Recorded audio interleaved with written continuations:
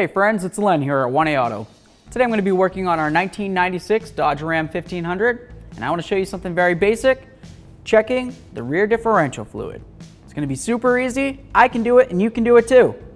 As always, if you need any parts, you can check us out at 1aauto.com. Here we go. You're going to come right over here. You get yourself a little rubber plug.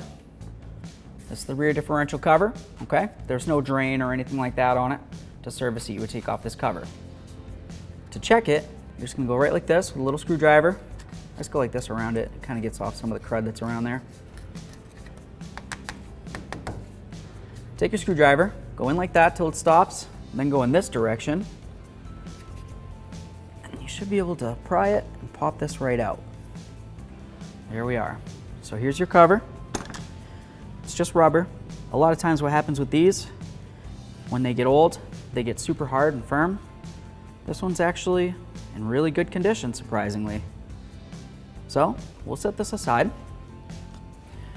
To check the differential level, you just take a gloved finger, go inside the hole, give it a little twist down, and see if you get any fluid on your finger.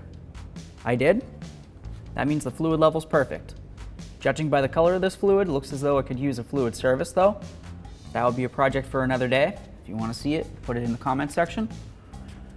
For the purpose of this video, we're just showing you how to check it.